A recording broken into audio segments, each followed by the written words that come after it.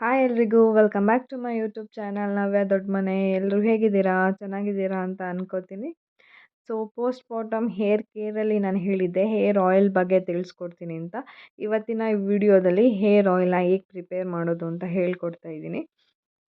ಒಂದು ಬೌಲಲ್ಲಿ ಹರಳೆಣ್ಣೆ ಕೂಡ ನಾವು ಮನೆಯಲ್ಲೇ ತೆಗೆದಿಟ್ಕೊಂಡಿರೋದು. ಒಂದು ಬೌಲಲ್ಲಿ ಕೊಬ್ಬರಿ ಎಣ್ಣೆ ಕೂಡ ನಾವೇ ಮಿಲ್ಕ್ ಹಾಕಿಸ್ಕೊಂಡು ಬರ್ತೀವಿ. ಸೊ ದೊಡ್ಡ ಪಾತ್ರೆ ತೊಗೋಬೇಕು. ಎಂತಕ್ಕೆ ತೊಗೋಬೇಕು ದೊಡ್ಡ ಪಾತ್ರೆ ಅಂತ ನೆಕ್ಸ್ಟ್ ಹೇಳ್ತೀನಿ.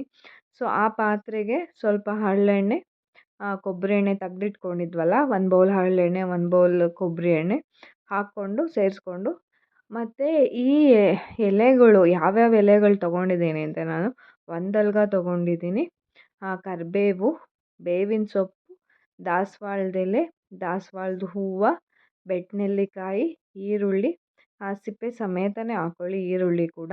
ಆಮೇಲೆ ದೊಡ್ಡ ಪತ್ರೆ, ಆಮೇಲೆ ಕಾಸಿ ಕಣಗ್ಲೆ, ಹೂವು ಮತ್ತು ಎಲೆ, ನಿಂಬೆ ಎಲೆ, ಸೀಬೆ ಎಲೆ, ಅಲೋವೆರಾ ಇದ್ದರೆ ಅಲೋವೆರಾನು ಹಾಕ್ಕೊಳ್ಳಿ. ಅಲೋವೆರಾ ತೆಗ್ದಿಟ್ಟಿದ್ದೆ ಹಾಕಬೇಕಂತ ಇಲ್ಲಿ ನಾನು ಮರ್ತಿದ್ದೀನಿ. ಸೊ ಇಷ್ಟನ್ನು ನಾನು ಸೇರಿಸ್ಕೊಂಡಿದ್ದೀನಿ ಈ ಆಯಿಲಿಗೆ. ಇದನ್ನು ಚೆನ್ನಾಗಿ ಕುದಿಸ್ಕೋಬೇಕು.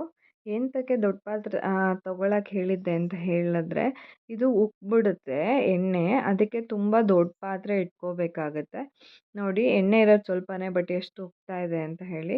ಈ ರೀತಿ ಒಂದು ಸೌಟ್ ಸಹಾಯದಿಂದ ಮಿಕ್ಸ್ ಮಾಡ್ಕೋತಾ ಇರಬೇಕು ಅವಾಗವಾಗ.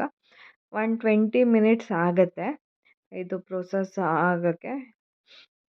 ಆ ಎಣ್ಣೆ ಎಲ್ಲ ಫುಲ್ ಬ್ಲ್ಯಾಕ್ ಕಲರ್ ಆಗುತ್ತೆ ಅಲ್ಲಿವರೆಗೂ. ಅಂದರೆ ಸೊಪ್ಪು ಎಲ್ಲ ಚೆನ್ನಾಗಿ ಬೇಯಬೇಕು. ಅಂದರೆ ಎಣ್ಣೆಯಲ್ಲಿ ಕರೆದಾಗ ಯಾವ ರೀತಿ ಆಗುತ್ತೆ ಅಲ್ವಾ, ಆ ರೀತಿ ಕಪ್ಪಗಾಗುತ್ತೆ. ಅಲ್ಲಿವರೆಗೂ ನಾವು ಇದು ಬೇಯಿಸ್ಕೋಬೇಕಾಗತ್ತೆ. ಈ ಎಣ್ಣೆ ಕಾಯೋ ಅಷ್ಟರಲ್ಲಿ ಈ ಎಲೆಗಳಿಂದ ಏನೆಲ್ಲ ಉಪಯೋಗ ಆಗುತ್ತೆ ನಮ್ಮ ಹೇರ್ಸಿಗೆ ಅಂತ ಹೇಳ್ತೀನಿ. ಸೊ ದಾಸವಾಳದ ಎಲೆ ಮತ್ತು ಹೂವಿಂದ ನಮ್ಮ ರೂಟ್ಸು ಸ್ಟ್ರೆಂತ್ ಆಗುತ್ತೆ, ಮತ್ತು ಹೇರ್ ಗ್ರೋತ್ಗೆ ಹೆಲ್ಪ್ ಮಾಡುತ್ತೆ, ಮತ್ತು ಸಾಫ್ಟ್ ಆಗುತ್ತೆ. ಬೆಟ್ಟದ ನೆಲ್ಲಿಕಾಯಿಂದ ಕೂಡ ಅಷ್ಟೇ ತುಂಬ ಶೈನಿಂಗ್ ಆಗುತ್ತೆ, ಮತ್ತು ಹೇರ್ಸ್ದು ಥಿಕ್ನೆಸ್ ಜಾಸ್ತಿ ಆಗುತ್ತೆ.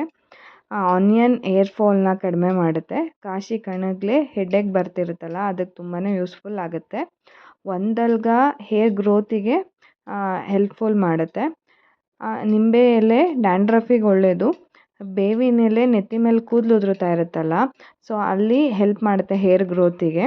ದೊಡ್ಡ ಪಾತ್ರೆ ತುರ್ಕೆ ಆಗ್ತಾ ಇರುತ್ತಲ್ಲ ಅದಕ್ಕೆ ಯೂಸ್ಫುಲ್ ಆಗುತ್ತೆ.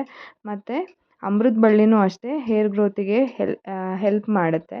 ನೋಡಿ ಇಷ್ಟೆಲ್ಲ ಯೂಸ್ ಮಾಡಿಕೊಂಡು ನಾವು ಎಣ್ಣೆ ತಯಾರಿಸ್ಕೊಳ್ಳೋದ್ರಿಂದ ನಮ್ಮ ಕೂದಲು ಶೈನಿಂಗ್ ಆಗಿ, ದಟ್ಟ ಆಗಿ, ಉದ್ದ ಆಗಿ ತುಂಬ ಚೆನ್ನಾಗಿ ಹೇರ್ ಗ್ರೋತಿಗೆ ಹೆಲ್ಪ್ ಮಾಡುತ್ತೆ.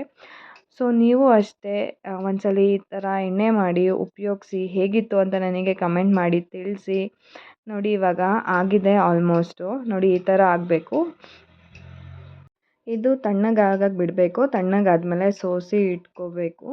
ಆಮೇಲೆ ಒಂದು ಬಾಕ್ಸಿಗೆ ಹಾಕಿ ಸ್ಟೋರ್ ಮಾಡಿ ಇಟ್ಕೊಂಡು ನಮ್ಗೆ ಯಾವಾಗ ಬೇಕೋ ಆವಾಗ ಯೂಸ್ ಮಾಡ್ಕೋಬೋದು. ಸೊ ಇವತ್ತಿನ ಈ ವಿಡಿಯೋ ಹೇಗಿತ್ತು ಅಂತ ನನಗೆ ಕಮೆಂಟ್ ಮಾಡಿ ತಿಳಿಸಿ. ಯೂಸ್ ಮಾಡಿ, ತುಂಬ ನಿಮಗೆ ರಿಸಲ್ಟ್ ಬರುತ್ತೆ ಚೆನ್ನಾಗಿ. ಸೊ ನನ್ನ ಚಾನಲ್ನ ಯಾರೆಲ್ಲ ಸಬ್ಸ್ಕ್ರೈಬ್ ಮಾಡ್ಕೊಂಡಲ್ಲೇ ನೋಡ್ತಾ ಇದ್ದೀರಾ ದಯವಿಟ್ಟು ಸಬ್ಸ್ಕ್ರೈಬ್ ಮಾಡ್ಕೊಂಡು ನೋಡಿ. Thank you for watching. ಧನ್ಯವಾದ. ಶುಭ ದಿನ.